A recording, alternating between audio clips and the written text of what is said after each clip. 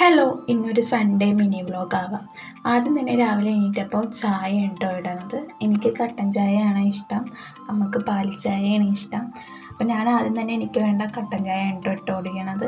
അതിനുശേഷം പിന്നെ അമ്മക്ക് ഇവിടെ പശുവിൻ്റെ പാലാണ് കേട്ടോ കുടിക്കണം, അല്ലാണ്ട് മിൽമയുടെ പാൽ കുടിക്കാറില്ല.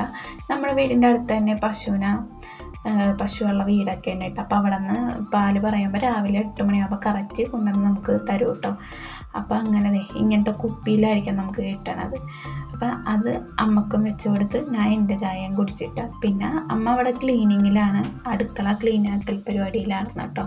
പിന്നെ മാമൻ ബീഫ് വാങ്ങി തന്നിട്ടുണ്ടായിരുന്നു, അപ്പോൾ അത് കറി വെക്കാൻ വേണ്ടിയിട്ട്. എല്ലാ ഞായറാഴ്ചയും മാമൻ ബീഫ് വാങ്ങി തരും കേട്ടോ. പിന്നെ നമ്മൾ രാവിലത്തേക്ക് സാമ്പാറും ദോശയും കേട്ടോ ഉണ്ടാക്കണത്. കൂടുതലും സാമ്പാറിന് കഷ്ണമായിട്ട് കിട്ടിയേക്കണത് വഴുതനങ്ങ, വേറെ കഷ്ണം അധികം ഉണ്ടായിരുന്നില്ല. അപ്പം നമ്മൾ എള്ളത് വെച്ച് ഓണം പോലെ എന്ന് പറയണ കൂട്ട് എള്ളത് വെച്ച് നമ്മൾ സാമ്പാർ ഉണ്ടാക്കാൻ പോണേ.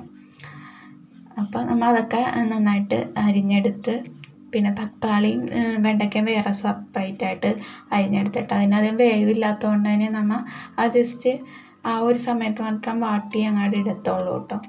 അപ്പോൾ അതെല്ലാം ഞാൻ അരിഞ്ഞുകൊണ്ടിരിക്കണമായിരുന്നു. അപ്പോൾ നമുക്കിനി ഫ്രിഡ്ജൊക്കെ ക്ലീൻ ആക്കണമെന്നൊക്കെ പറഞ്ഞിട്ടുണ്ടായിരുന്നു, പക്ഷെ അതൊന്നും നടന്നില്ല കേട്ടോ. അടുക്കള തന്നെ ഒന്ന് ക്ലീനാക്കി വന്നപ്പോഴത്തേക്കും ഒരുവിധമായി. ഉച്ചക്കത്തെ ഫുഡൊക്കെ കഴിച്ചത് 2 മണിയൊക്കെ കഴിഞ്ഞ് ശേഷം. ഞായറാഴ്ച മിക്കപ്പോഴും അങ്ങനെ, ചില ദിവസമൊക്കെ 4 മണി വരെയൊക്കെ പോകും കേട്ടോ. അപ്പോൾ ഞാൻ പച്ചക്കറിയൊക്കെ കൂടി ഒന്ന് കുക്കറിൽ അടിക്കാൻ വെച്ചു. ഈ പാലും കൊണ്ട് പോകണത് നമ്മുടെ ടോമോട്ടന് കൊടുക്കാനാണ്. പുള്ളിയും അതേ പശുവും പാൽ മാത്രമേ കുടിക്കുകയുള്ളൂ. പിന്നെ നമ്മൾ ആ ഫ്രിഡ്ജൊക്കെ ഒന്ന് മാറ്റിയിട്ട്, കുറേ നാളായി ഫ്രിഡ്ജൊക്കെ മാറ്റി ഒന്ന് തുടച്ചിട്ടിട്ടാണ്. അപ്പോൾ പതുക്കെ അതൊക്കെ ഒന്ന് നീക്കിയിട്ട് തുടച്ചിട്ടുണ്ടേ. അമ്മക്കുള്ള ചായ ഞാൻ അരിച്ചെടുക്കണുണ്ട്. പിന്നെ നമ്മൾ ചോറ് വെക്കാൻ വേണ്ടിയിട്ട് അരി കഴുകിയെടുക്കണം കേട്ടോ. ഞായറാഴ്ച ദിവസങ്ങളിലെല്ലാം വൈകിയായിരിക്കും കേട്ടോ ഞങ്ങൾ ചെയ്തെടുക്കണത്. അപ്പം ഞാൻ അരി ഇട്ടു കേട്ടോ അടുപ്പത്ത്. പിന്നെ എൻ്റെ ചായ ഞാനൊന്ന് കുടിക്കണേണ്. പിന്നെ നമുക്ക് സാമ്പാർ ഉണ്ടാക്കാനെങ്കിലേക്ക് കിടക്കാം. സാമ്പാറൊക്കെ ഉണ്ടാക്കി മാറ്റി വെച്ചതിന് ശേഷം ഞാൻ എൻ്റെ ബാഗൊന്ന് കഴുകിയിടാൻ പോയി. അമ്മ തുണിയും അലക്കണമായിരുന്നു കേട്ടോ.